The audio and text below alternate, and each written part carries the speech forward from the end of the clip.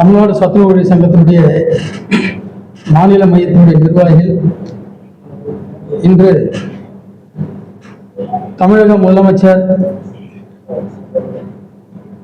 அறிவித்துள்ள 8997 சமையலர் உதவியாளர் காலி பணியிடங்களை தொகுப்பூதிய முறையிலே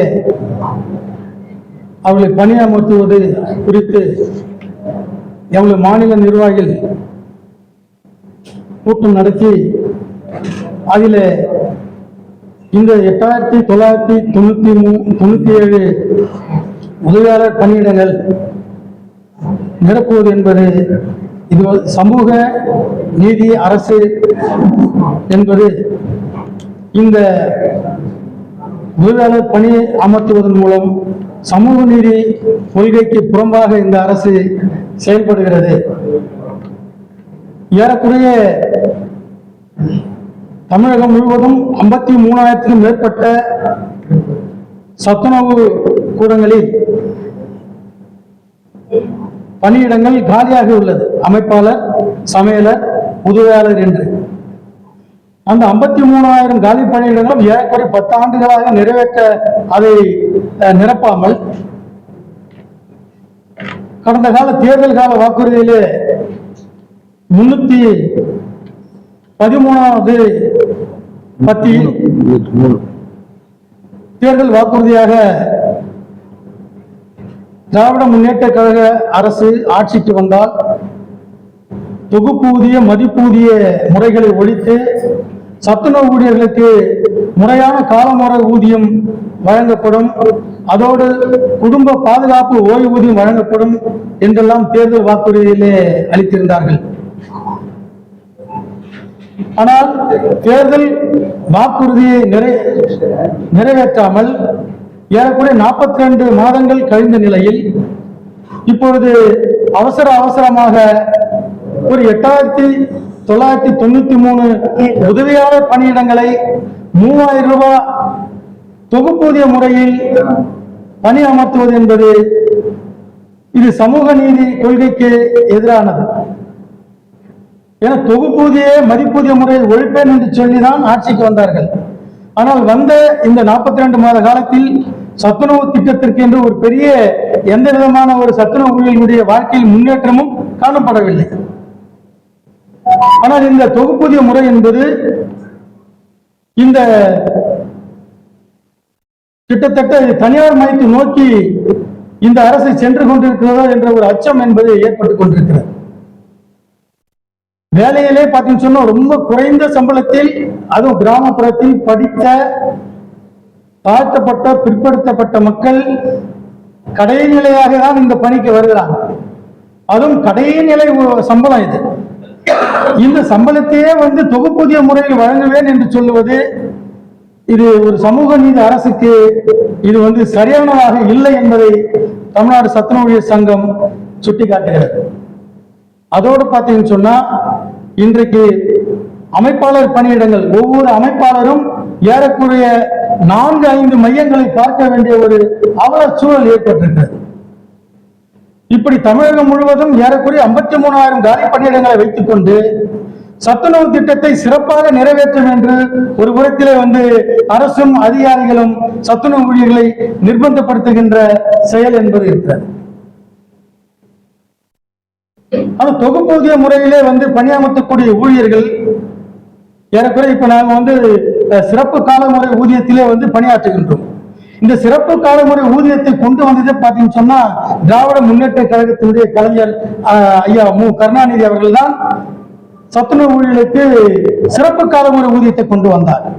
அந்த அடிப்படையில் தான் நாங்கள் இந்த ஆட்சி மீண்டும் வர வேண்டும் என்று நாங்களாக விரும்பி ஏற்றுக்கொண்ட அரசு இது. ஆனால் நாங்களாக விரும்பி ஏற்றுக்கொண்ட அரசு ஒரு 42 மாதங்களாகியும் எங்களுடைய கோரிக்கையை இதுவரை நிறைவேற்றியதாக இல்லை. ஆனால் இந்த தொகுப்பூதிய முறை என்பது ஏற்கனவே காலை உணவு திட்டம் என்ற அடிப்படையில் மகளிர் சுய உதவிக்குழு மூலமாக அந்த திட்டத்தை ஒரு புறத்திலே குறைந்த சம்பளத்தில் நிறைவேற்றிக் கொண்டு வருகிறார்கள். ஆனால் நாங்கள் கோரிக்கை நிறைவேற்ற வேண்டும் என்று கோரிக்கை வைக்கும்போது அரசுக்கு நிதி இல்லை என்று சொல்லி அரசுக்கு கூடுதலாக நிதி சுமை இருக்கிறது, ஆகவே உங்கள் கோரிக்கை தற்போது நிறைவேற்றுவதில் தாமதம் இருக்கிறது என்று சொல்லக்கூடிய அரசாங்கம் ஏறக்குறைய 500 கோடி ரூபாயை செலவு செய்து காலை உணவு திட்டத்தை நடைமுறைப்படுத்துகிறார்கள். நாங்கள் வரவேற்கிறோம் காலை உணவு திட்டத்தை. உண்மையிலே முதலமைச்சரின் காலை உணவு திட்டம் வரவேற்கக்கூடியது. ஆனால் நிதிச்சுமை என்று சொல்லக்கூடிய அரசு கட்டடம் இருக்கக்கூடிய இடத்திலே கட்டடம் கட்டுகிறார்கள், பாத்திரங்கள் இருக்கக்கூடிய இடத்திலே பாத்திரம் வாங்கி போடுகிறது. அப்படி பல கோடி ரூபாய்களை தளவாட சாமான்கள் வாங்குவதற்கும் கட்டிடங்கள் கட்டுவதற்குமாக அந்த நிதியை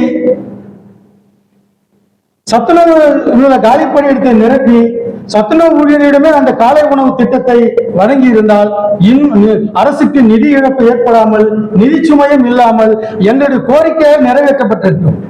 ஆனால் அரசாங்கம் எங்கள் கோரிக்கை நிறைவேற்றுவதற்கு நிதி இல்லை என்று சொல்லி இந்த புறத்திலே காலை உணவு திட்டத்தை நிறைவேற்றிக் கொண்டிருக்கிறார்கள்.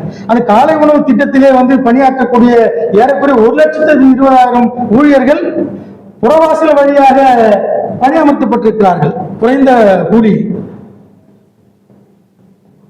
ஆகவே இந்த அரசு என்பது ஒரு புறத்திலே காலை உணவு திட்டத்தை தனியார் திட்டத்தின் மூலம் அது நடைமுறைப்படுத்துவதும், இன்னொரு புறத்திலே தற்போது சத்துணவில் உள்ள அந்த சமையலர் உதவியாளர் காலி பணியிடத்தை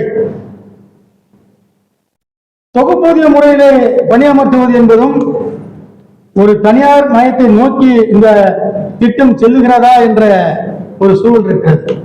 அதே போன்று பார்த்தீங்கன்னு சொன்னா புரட்சி தலைவர் எம்ஜிஆர் கொண்டு வந்த திட்டம் தான். ஆனால் இது எதிர்கட்சியாக இருக்கக்கூடிய அந்த திட்டத்தை கொண்டு வந்த தலைவர்களுடைய பெயரில் இருக்கக்கூடிய கட்சிகள் கூட இதுவரைக்கும் இது போன்ற ஒரு தொகுப்பூதிய முறையை இந்த அரசு புகுத்தும் பொழுது ஒரு எதிர்ப்பு குரலை கூட அந்த எதிர்கட்சியாக இருக்கக்கூடியவர்கள் தரவில்லை என்பதுதான் மிக வேதனையாக இருக்கக்கூடிய விஷயம்.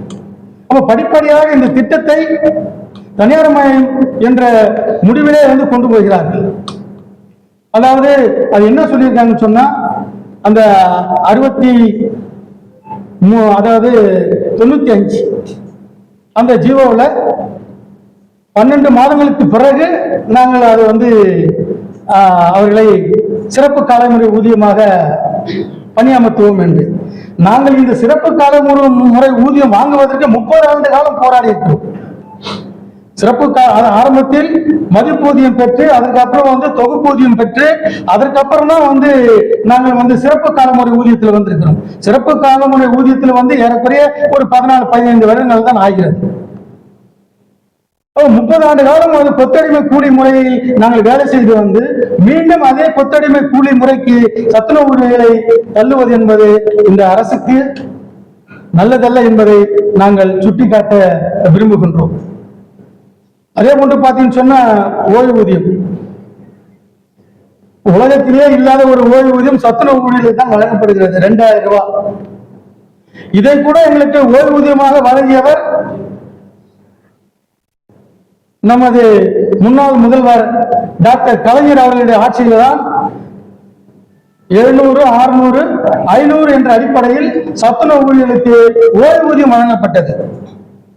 ஆகவே சமூக நீதி காக்கின்ற இந்த கட்சி என்பது சத்துணவு ஊழியர்களுடைய வாழ்க்கையில் கடந்த காலங்களில் ஒரு மிக பிடிப்போடும் துடிப்போடும் இருந்த ஆட்சி தான்.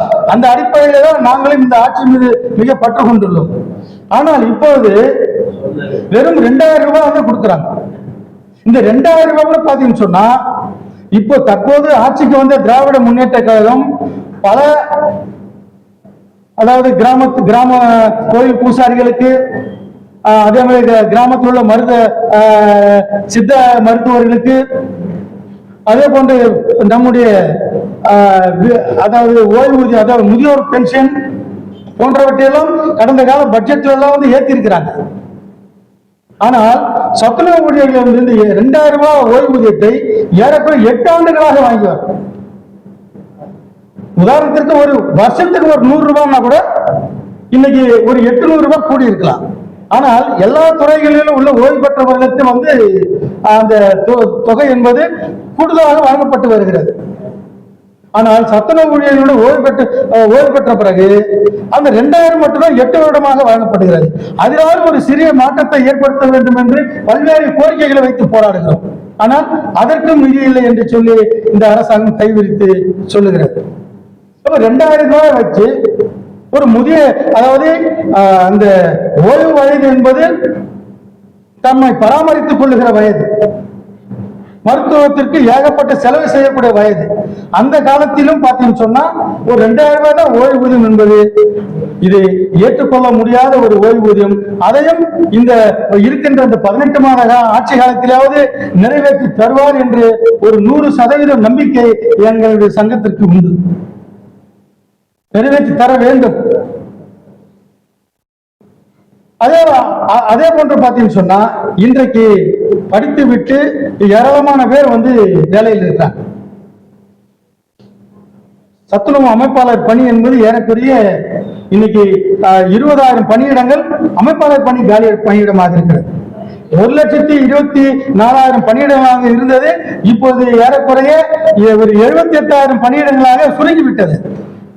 பாதிக்கும் மேற்பட்ட பணியிடங்கள் இன்னைக்கு காலியாக இருக்கிறது. அதே போன்று பார்த்தீங்கன்னு சொன்னா கல்வி தகுதி, சமையல் உதவியாளருக்கு கல்வி தகுதி என்பது 5வது பாஸ் ஆர் ஃபெயில் இருந்தாலே போதும். ஆனால் இப்பொழுது போட்டிருக்கிற அந்த ஜிஓவில் 10வது பாஸ், அதாவது பாஸ் ஆர் ஃபெயில் அப்படி என்று சொன்னால் இந்த திட்டம் என்பது எந்த வழியில் செல்கிறது என்பதை எங்களால் புரிந்து கொள்ள முடியவில்லை. சமைப்பது ஏற்கனவே இந்த ஜிஓ 5வது அல்லது பாஸ் ஆர் ஃபெயில் இருந்தா போதும். இந்த வேலையே உருவாக்கப்பட்டது கிராமப்புறங்களில் உள்ள தாய்மார்களுக்கு, கணவனால் கைவிடப்பட்ட விதவை தாய்மார்களுக்கு. அதுவும் பார்த்தீங்கன்னு சொன்னா இந்த திட்டத்தில் நாம் ஏன் சிறப்பு காலமுறை ஊதியமாக இருந்தாலும் அது பரவாயில்ல, சம்பளம் குறைவாக இருந்தாலும் பரவாயில்லைன்னு ஏன் நாம் அதை ஏற்று மனமகிழ்ச்சியோடு செய்கிறோம் என்று சொன்னால், வாழ்க்கை குறைவாக இருந்தாலும் அந்த சிறப்பு காலமுறை ஊதியம் மீது குறைந்தபட்ச வாழ்க்கையை உத்தரவாதப்படுத்துகிறது. இப்ப எங்களுக்கெல்லாம் மலைப்படி உண்டு, குளிர்கால படி இருக்குது. அதே போன்று பார்த்தீங்கன்னு சொன்னா மாற்றுத்திறனாளிக்கான படியெல்லாம் உண்டு. இந்த 3000 ரூபாய் தொகுப்பூதியம் எடுக்கும் பொழுது எந்த படியுமே கிடையாது, வெறும் 3000 மட்டும் தான். அதுவும் 12 மாத காலத்தில் நீங்கள் எந்த அளவுக்கு சிறப்பாக வேலை செய்கிறீர்களோ உங்களை மீண்டும் சிறப்பு காலமுறை ஊதியத்தில் பணியமர்த்துவேன் என்று அரசு சொல்லுகிறது. நாங்கள் சிறப்பு காலமுறை ஊதியத்திலிருந்து காலமுறை ஊதியத்திற்கு கொண்டு செல்லணும்னு கோரிக்கை வைக்கிறோம். ஆனா அரசாங்கம் எங்களை பின்னுக்கு இழுத்து தொகுப்பூதிய முறையிலிருந்து மீண்டும் சிறப்பு காலமுறை ஊதியத்திற்கு கொண்டு வரணும்னு சொல்றாங்க. ஒருவேளை அப்படி இருந்தாலும் இன்றைக்கு சுகாதாரத்துறையில், அந்த மருத்துவத்துறையில் MRP செவிலியர்கள் இதே போன்றுதான் நான் இன்டர்வியூ எல்லாம் வச்சு எடுத்தாங்க. 12 மாதத்துக்கு பிறகு நிரந்தரம் செய்யப்படும் என்று. ஆனால் இதுவரை அவர்கள் நிரந்தரம் செய்யவில்லை, போராடி கொண்டிருக்கிறார்கள். அப்பேற்பட்ட ஒரு சூழ்நிலையும் சத்துணவு திட்டத்திற்கும் வந்துவிடக் கூடாது. ஆகவே இந்த ஜிஓவை அரசாங்கம் பரிசீலனை செய்து திரும்ப பெற வேண்டும். திரும்ப பெற்று ஏற்கனவே நடைமுறையில் இருப்பதை போன்று சிறப்பு காலமுறை ஊதியத்தில் தகுதி உள்ள பணியிடங்களை உருவாக்கி அவர்களை நேர்காணல் மூலமாக அரசு முறையான அறிவிப்பை செய்து அவளை பணியில் அமர்த்த வேண்டும் என்று கேட்டுக்கொள்கிறோம்.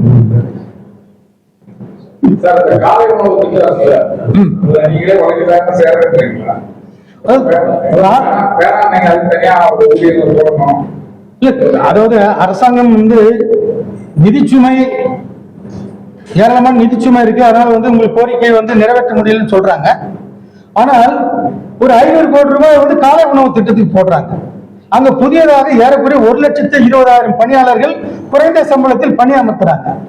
நாங்க என்ன கோரிக்கை வைக்கிறோம்னு சொன்னா, இந்த சத்துணவில் உள்ள காலி பணியிடங்களை நிரப்பிவிட்டு அங்கே அதற்கு செலவு செய்யக்கூடிய பணங்களை, நிதியை சத்துணவு ஊழியர்கள் கூட நிறைவேற்றினால் சிறப்பாக இருக்கும். ஏன்னா இப்போது புதுசா பாத்திரம் வாங்க தேவையில்லை, புதுசா கட்டடம் கட்ட தேவையில்லை, புதுசா பணியாளர்களை உருவாக்க தேவையில்லை. இருக்கிற காலி பணியிடத்தை நிரப்பினாலே காலை உணவை சிறப்பாக செய்ய முடியும். ஏனென்று சொன்னால் இன்னைக்கு சத்துணவு ஊழியர்கள் அவருடைய உழைப்பினால்தான் இன்றைக்கு உலகம் போற்றும் திட்டமாக சத்துணவு திட்டம் செழிப்படைந்து இருக்கிறது. அது ஏன் அந்த திட்டம் செழிப்படைவா இருக்கிறது என்று சொன்னால், வெறும் அது உணவு வழங்குவதால் மட்டும் இல்லை.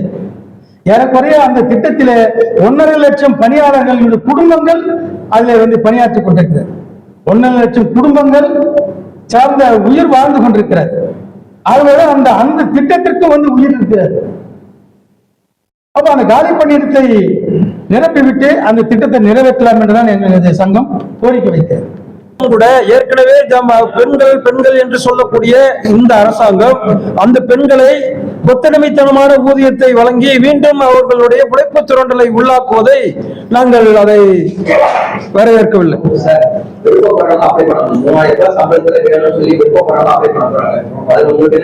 சார், எங்களுக்கு அதுல கஷ்டம் என்னன்னு சொன்னா எங்களுடைய சமூகம், அதுக்கு அடுத்தது எங்களுடைய சந்ததியினருடைய